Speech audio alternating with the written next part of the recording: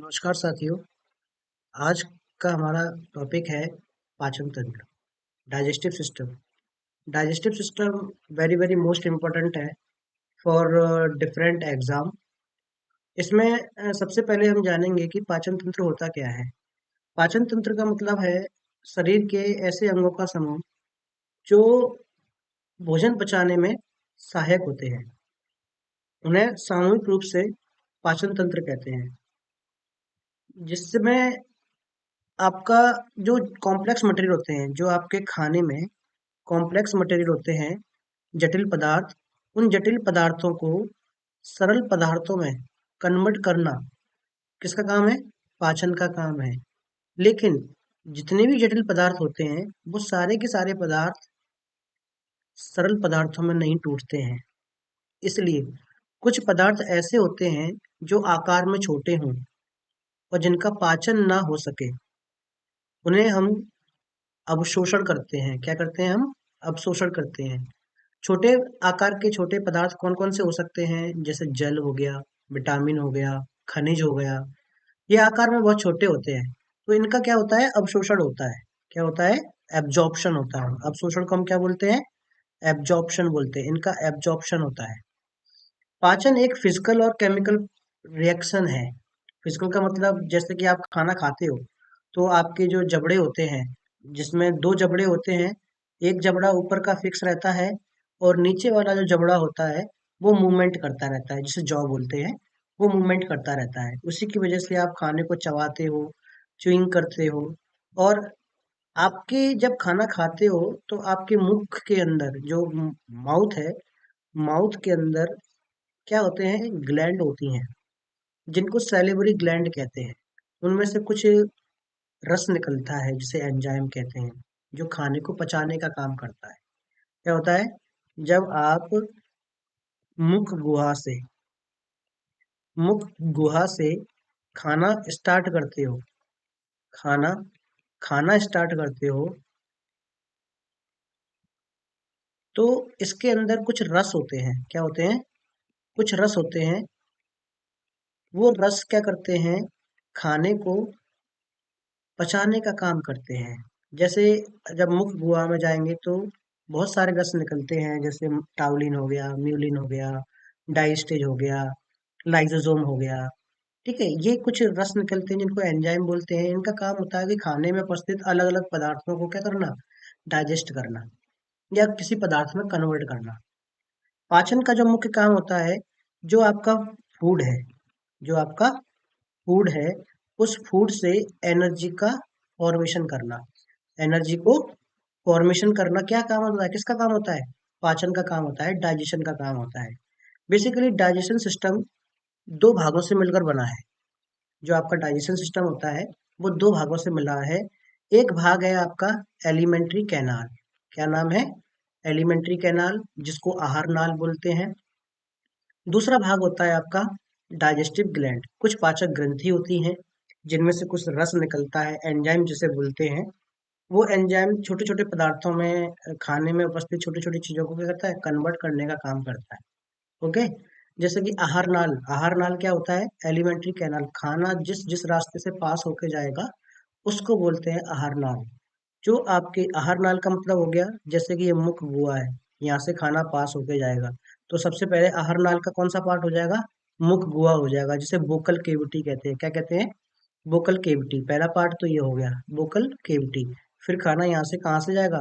एक oesophagus pipe में जाएगा, जिसे हम फूड पाइप बोलते हैं। क्या बोलते हैं? Food pipe. इसमें खाने का कोई पाचन नहीं होता, इस पाइप में खाने का कोई पाचन नहीं होता है।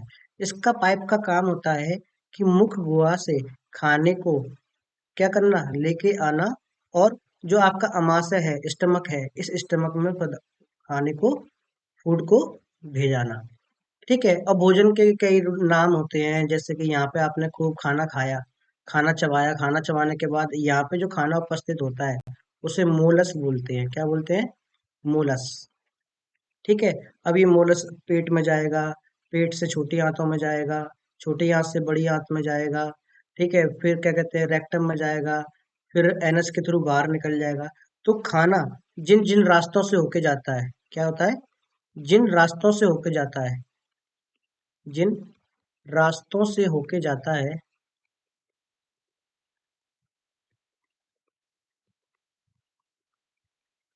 वो रास्ते में जितने भी पार्ट आएंगे, चाहे आपका बोकल केविटी हो, ईसोफेगस पाइप हो, ग्रास नली हो, अमाशय हो, छोटी आंत हो, बड़ी आंत हो, रेक्टम हो, एनस हो, मतलब जहां से खाना पास होके जाएगा जिन पार्टों से, वो सारे पार्ट किस में आएंगे? एलिमेंट्री कैनाल में आएंगे। किस में आएंगे? Alimentary canal. तो जो ह्यूमन बींग है, मनुष्य में, मनुष्य के अंदर जो आहार नाल होती है वो 32 फीट की होती है। कितने की होती है? 32 फीट की होती है। या फिर हम ये कहें, अगर मीटर की बात करें, तो जो आहार नाल होती है वो 8 से 10 मीटर के बीच में होती है। कितने के बीच में होती है? 8 से 10 metre. The length of alimentary canal is between 8 to 10 metre. दूसरा पार्ट होता है डाइजेस्टिव सिस्टम का, आपका ग्लैंड। ग्लैंड क्या करती हैं? कुछ रस निकालती हैं। क्या निकालती हैं? रस, जिसे हम बोलते हैं एंजाइम। क्या बोलते हैं? एंजाइम। ये एंजाइम क्या करता है? खाने को छोटे पार्टों में तोड़ देता है। मतलब क्या करेगा? जो पार्ट हैं, जैसे प्रोटीन है, मिल्क है, ठीक है, और आपका क्या कहते हैं, कुछ एब्जॉर्ब करता है, खाने के अंदर से एनर्जी को एब्जॉर्ब करता है। जैसे प्रोटीन को पेप्टॉन में तोड़ देगा, मिल्क का डाइजेस्ट रेनिन करता है जो कर्ड में चेंज कर देता है, ठीक है। और क्या कहते हैं, कुछ ग्लैंड होती हैं, जैसे कि आपका सैलिवरी ग्लैंड। यहाँ पे कौन सी ग्लैंड होती हैं? सैलिवरी ग्लैंड होती हैं। ये ग्लैंड बेसिकली 3 टाइप की होती हैं। यहाँ पे आपकी सबसे बड़ी ग्लैंड होती है पैरोटिड ग्लैंड। कौन सी ग्लैंड होती है? पैरोटिड ग्लैंड, ठीक है। और एक यहाँ पे होती हैं 2 ग्लैंड। ये इन ग्लैंडों को बोलते हैं हम सबमैंडिबुलर और मैंडिबुलर। सबमैंडिबुलर बोलते हैं और सबलिंगुअल बोलते हैं, ठीक है। ये सबसे बड़ी ग्लैंड कौन सी ग्लैंड होती है? पैरोटिड ग्लैंड, ठीक है। सांप के अंदर जो स्नैक होते हैं, स्नैक के अंदर ये ग्लैंड जो होती हैं, स्नैक के अंदर किसका काम करती है? पैरोटिड ग्लैंड ही आपका पॉइजन का काम करती है। किसका काम करती है? पॉइजन, जहर का काम करती है। तो आपसे अगर ये क्वेश्चन पूछा जाता है कि सांप जो जहर बनाता है वो किस ग्लैंड से निकलता है, तो हमारा आंसर क्या होगा? पैरोटिड ग्लैंड से निकलता है, ठीक है। ऐसे ही क्या होती है, जठर ग्रंथि होती है, यहाँ से 2 रस निकलते हैं। लीवर ग्रंथि से भी क्या होता है? रस निकलता है, जिसे हम बाइल जूस कहते हैं, पित्त कहते हैं, ठीक है। और जो पैनक्रिया है, पैनक्रिया से भी एंजाइम निकलते हैं जो खाने के पाचन में हेल्प करते हैं। तो खाने का पाचन 2 तरीके से होता है, एक होता है एलिमेंट्री कैनाल के थ्रू और एक होता है डाइजेस्टिव ग्लैंड के थ्रू। खाना जिस रास्ते से होके जाएगा उसको एलिमेंट्री कैनाल बोलते हैं, और खाने को जो पाचन रस मिलेगा उसे बोलते हैं डाइजेस्टिव ग्लैंड। अब देखिए, सबसे पहले हम वोकल केविटी की बात करते हैं। तो वोकल केविटी के अंदर 3 जोड़ी लार ग्रंथि होती हैं। क्या होती हैं? 3 जोड़ी लार ग्रंथि, ठीक है। इनका काम क्या होता है? सलाइवा को निकालना। सभी लार ग्रंथि से क्या निकलता है? सलाइवा निकलता है, लार निकलता है। उस लार का काम होता है, लार के अंदर 4 एंजाइम होते हैं। क्या होते हैं? 4 एंजाइम। पहला एंजाइम होता है लाइजोजोम। कौन सा होता है? लाइजोजोम, ठीक है। लाइसोसोम क्या करता है? खाने में अवेलेबल, खाने में अवेलेबल जो जम्स होते हैं, क्या होते हैं? जम्स होते हैं, उनको खत्म करने का काम करता है लाइसोसोम। जो जीवाणुनाशक चीजें होती हैं खाने में उपस्थित, उनको खत्म करता है, जम्स को खत्म करता है लाइसोसोम। इसलिए कहते हैं कि जो खाने का पाचन है, ये क्वेश्चन आता है कि खाने का पाचन, डाइजेशन कहाँ से स्टार्ट होता है? कहाँ से स्टार्ट होता है? तो उसका आंसर होता है कि वो मुख से स्टार्ट होगा। कहाँ से होगा? मुख से। इसका मतलब माउथ से खाने का डाइजेशन स्टार्ट हो जाता है, ठीक है। तो लार ग्रंथि, 3 जोड़ी की लार ग्रंथि होती है। सबसे बड़ी ग्रंथि पैरोटिड ग्रंथि होती है, ठीक है। ये कौन सी ग्रंथि है? पैरोटिड ग्रंथि। ये ग्रंथि कौन सी है? पैरोटिड ग्रंथि, ठीक है। उसके बाद सबमैंडिबुलर और सबलिंगुअल, ये जो ग्रंथि हैं, ये सबमैंडिबुलर है और ये सबलिंगुअल है, ठीक है। 3 ग्रंथि होती हैं। तीनों की तीनों ग्रंथि से क्या निकलता है? लार निकलता है, जिसको हम क्या कहते हैं? सलाइवा कहते हैं। इस सलाइवा के अंदर 4 एंजाइम होते हैं। कितने एंजाइम होते हैं? 4 एंजाइम। और लगभग 1.5 लीटर सलाइवा एक दिन में, प्रतिदिन आदमी निकालता है।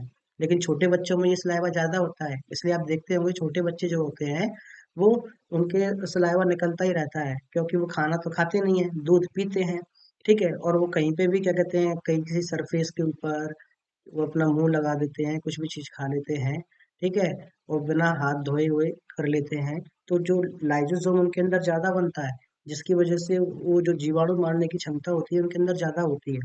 ठीक है, तो बच्चों में सलाइवा ज़्यादा बनता है, लेकिन अगर वयस्क मनुष्य के रेस्पेक्ट में बात करेंगे तो उनके अंदर सलाइवा जो होता है वो 1.5 लीटर बनता है प्रतिदिन में। इसकी पीएच वैल्यू कितनी होती है? इसकी पीएच वैल्यू लगभग 6.8 होती है। कितनी होती है? 6.8। ठीक है, ना तो ये ज़्यादा एसिडिक होता है और ना ही ज़्यादा ये बेसिक होता है। ठीक है, आपने पीएच वैल्यू पढ़ा होगा। पीएच वैल्यू क्या होती है? पीएच वैल्यू एक स्केल है जो किसी भी सॉल्यूशन के एसिड, अम्ल या क्षार होने की बताता है। तो देखिए, इसमें पहला एंजाइम तो हो गया लाइसोसोम, जो क्या करेगा? जर्म्स को खत्म करेगा। दूसरा एंजाइम होता है टाउलिन और डाइस्टेज। क्या होते हैं? टाउलिन और डाइस्टेज। टाउलिन का काम होता है स्टार्च का पाचन करना। क्या करना? स्टार्च का पाचन करना। और स्टार्च को किस में कन्वर्ट कर देना? कार्बोहाइड्रेट में कन्वर्ट कर देना। किस में कर देना? कार्बोहाइड्रेट में स्टार्च को कन्वर्ट कर देना। ठीक है, स्टार्च का मतलब क्या हो गया? आपने देखा होगा जो छिलके वाली चीजें होती हैं, जैसे चना हो गया, चने के ऊपर छिलका लगा होता है। ठीक है, जैसे मूंगफली हो गई, मूंगफली के ऊपर छिलका लगा होता है। जो छिलके वाली चीजें होती हैं उन्हें स्टार्च बोलते हैं। ठीक है, उस स्टार्च को कार्बोहाइड्रेट में कौन कन्वर्ट करता है? टाउलिन और डाइस्टेज। ठीक है, चौथा हार्मोन, चौथा एंजाइम होता है आपका म्यूलिन। चौथा एंजाइम कौन सा होता है? म्यूलिन। म्यूलिन का काम होता है खाने को चिपचिपा बना देना। क्या बना देना? खाने को चिपचिपा बना देना। जैसे कि आप खाना चबाते हो, तो खाना चबाने के बाद क्या होता है? उसमें चिपचिपापन आ जाता है। और वो चिपचिपापन इसलिए जरूरी है कि जैसे वो जो आपका फूड पाइप है, कौन सा पाइप है? ये फूड पाइप। इस फूड पाइप में खाना सही तरीके से जा सके, उसे निगलने में आसानी हो, इसलिए हम म्यूलिन होता है। म्यूलिन का काम सिर्फ इतना है कि खाने को चिपचिपा बना देता है, जिससे उसे निगलने में आसानी होती है। ठीक है, अगला जो है वो आपका ईसोफेगस पाइप है। ईसोफेगस पाइप की जो टोटल लेंथ होती है वो 25 सेंटीमीटर होती है। इसमें कोई पाचन नहीं होता, क्योंकि इसमें कोई रस नहीं होते हैं। इसमें खाने के अंदर कोई पाचन नहीं होता है। इसका काम सिर्फ इतना है, जो फूड पाइप है, जो आपका ये ईसोफेगस पाइप है, इस ईसोफेगस पाइप का काम सिर्फ इतना है कि खाने को मुख गुहा से कहाँ पहुंचाना? स्टमक तक पहुंचाना। कहाँ पहुंचाना? स्टमक तक पहुंचाना खाने को। सिर्फ इसका इतना काम है। इसके अंदर एक मूवमेंट होता है जिसे चुन क्रमाचुनन मूवमेंट बोलते हैं। क्या बोलते हैं? क्रमाचुनन मूवमेंट बोलते हैं, पेरिसलिटिक मूवमेंट बोलते हैं। इसमें क्या कहता है? मसल्स क्या होती है? कॉन्ट्रैक्ट होती हैं, एक्सपेंशन होती हैं, सिकुड़ती हैं, बढ़ती हैं, सिकुड़ती हैं, बढ़ती हैं, कॉन्ट्रैक्ट एक्सपेंशन, कॉन्ट्रैक्ट एक्सपेंशन। ये प्रोसेस होता है। इस प्रोसेस को बोलते हैं पेरिसलिटिक मूवमेंट। अगर आपसे क्वेश्चन पूछा जाए कि किस मूवमेंट के थ्रू खाना मुख गुहा से अमाशय तक पहुंचता है, तो आप क्या बोलेंगे? पेरिसलिटिक मूवमेंट बोलेंगे। क्या बोलेंगे? पेरिसलिटिक मूवमेंट या क्रमानुचलन प्रक्रिया। ठीक है, तो ये इंपॉर्टेंट है। दूसरा पार्ट, अब खाना कहाँ पहुंच गया है? आपके स्टमक तक पहुंच गया है। लेकिन स्टमक से पहले जो यहाँ पे खाना होगा, ठीक है, वो चिपचिपा होगा, और उस खाने को बोलते हैं मोलस। खाने को क्या बोलते हैं? मोलस बोलते हैं। ठीक है, अब खाना कहाँ पहुंच गया आपका? स्टमक में। तो स्टमक में जब खाना पहुंचता है, तो स्टमक के लगभग 3 पार्ट होते हैं। कितने पार्ट होते हैं? 3 पार्ट होते हैं। एक पार्ट होता है कार्डियक। क्या होता है? कार्डियक। इसे क्या बोलते हैं? कार्डियक बोलते हैं। मिडिल पार्ट को बोलते हैं फंडिक। क्या बोलते हैं? फंडिक। और जो लास्ट वाला पार्ट होता है इसे बोलते हैं पाइलोरिक। क्या बोलते हैं? पाइलोरिक।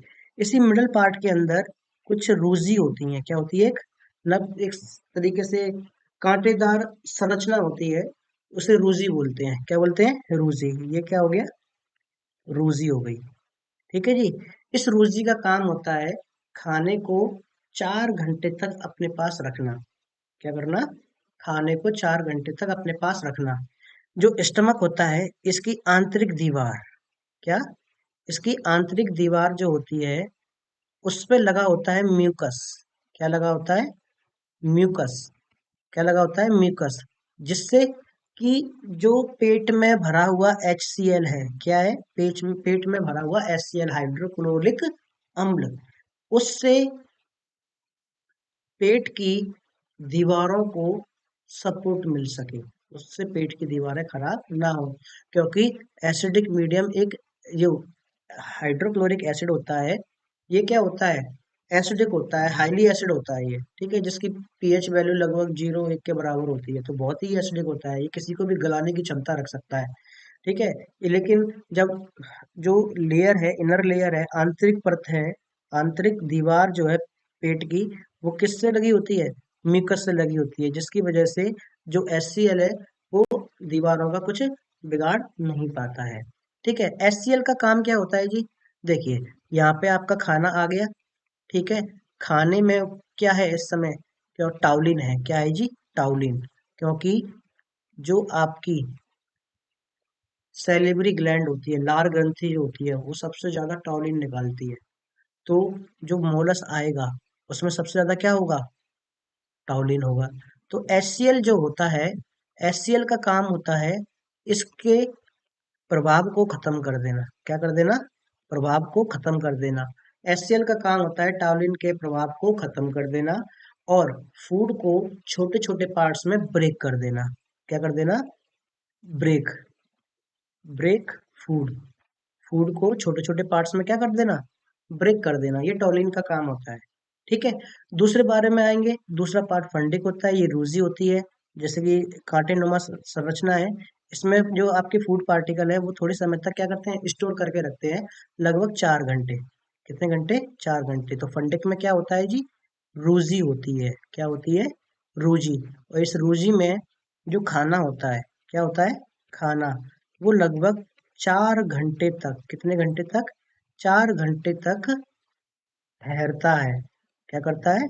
ठहरता है, रुकता है, स्टे करता है। लेकिन अगर आपसे कोई क्वेश्चन ये पूछे कि पाचन तंत्र के अंदर सबसे ज्यादा टाइम तक खाना कहाँ रुकता है, तो उसका आंसर होता है छोटी आंत, स्मॉल इंस्टेंटाइन। स्मॉल इंस्टेंटाइन के अंदर सबसे लंबे टाइम तक खाना पेट में रुकता है, ठीक है। फिर उसका चौथा पार्ट आ जाता है, तीसरा पार्ट ये है पाइलोरिक। क्या होता है? पाइलोरिक।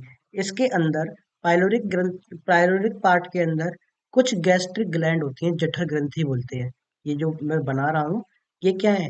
गैस्ट्रिक ग्लैंड है, जठर ग्रंथि है, ठीक है। ये क्या है? जठर ग्रंथि। इन जठर ग्रंथि से दो एंजाइम निकलते हैं। क्या निकलते हैं? दो एंजाइम। क्या निकलते हैं? दो एंजाइम निकलते हैं। एक का नाम रेनिन होता है और एक का नाम क्या होता है? पेप्सिन होता है। एक का नाम रेनिन होता है और एक का नाम पेप्सिन होता है। रेनिन का काम होता है दूध को दही में बदलना। रेनिन का काम क्या होता है? दूध को दही में बदलना। मतलब मिल्क को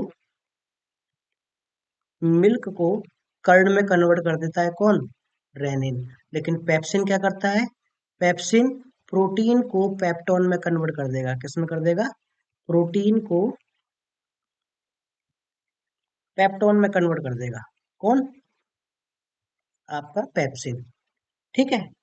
ये आपका खाना कहाँ पहुंच गया? आपका जठर ग्रंथि तक पहुंच गया। स्टमक का काम समझ में आ गया आपको? स्टमक का पार्ट जो होते हैं, 3 पार्ट में आपका पेट डिवाइड होता है। पहला पार्ट है कार्डियक, दूसरा पार्ट है रोजी और तीसरा पार्ट क्या है आपका? फंडिक है। कार्डियक में क्या होता है? HCl भरा होता है और HCl का काम क्या होता है?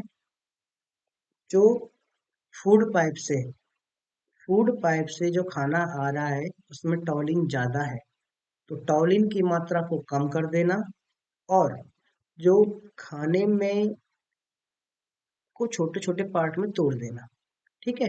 ये किसका पार्ट है? काम है? कार्डियक का काम है, ठीक है। और दूसरा पार्ट होता है फंडिक। फंडिक का काम करता है रूजी होती है, इसमें खाना थोड़े समय तक रुकता है और छोटे छोटे पार्ट में और ब्रेक डाउन होता है। और तीसरा पार्ट क्या है? पाइलोरिक। पाइलोरिक में जठर ग्रंथि होती है, ठीक है, गैस्ट्रिक ग्लैंड होती हैं, इनसे दो एंजाइम निकलते हैं, एक रेनिन निकलता है और एक पेप्सिन निकलता है। रेनिन का काम होता है मिल्क को डाइजेस्ट करना। किसको डाइजेस्ट करना? मिल्क को डाइजेस्ट करना। इसीलिए जब छोटा बच्चा जो होता है दूध पीता है और उसे उल्टी आती है, ठीक है, तो दूध क्या होता है? फट जाता है, वो दही में कन्वर्ट हो जाता है। तो इसलिए होता है, वो किसकी वजह से? रेनिन की वजह से होता है। किसकी वजह से होता है?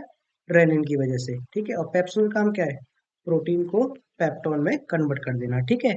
अब देखिए, खाना यहाँ पाइलोरिक से निकल के कहाँ पहुंचेगा? सीधा पहुंचेगा छोटी आंत में। तो यहाँ से छोटी आंत स्टार्ट हो जाती है, स्मॉल इंटेस्टाइन स्टार्ट हो जाती है, ठीक है। और इस खाने को इस समय क्या बोलते हैं? काइल बोलते हैं। क्या बोलते हैं? काइम बोलते हैं। क्या बोलते हैं? काइम। इस समय खाने को क्या बोलते हैं? काइम बोलते हैं। ठीक है। आज की क्लास में बच्चों इतना ही। अगर आपको ये लेक्चर पसंद आया हो तो हमें मोटिवेट कीजिए, हमारे चैनल को लाइक एंड सब्सक्राइब कीजिए। अगर आपको कोई भी दिक्कत है तो आप कमेंट बॉक्स में हमें कमेंट करके क्वेश्चन पूछ सकते हैं। धन्यवाद। जय हिंद, जय भारत। आपका दिन शुभ हो।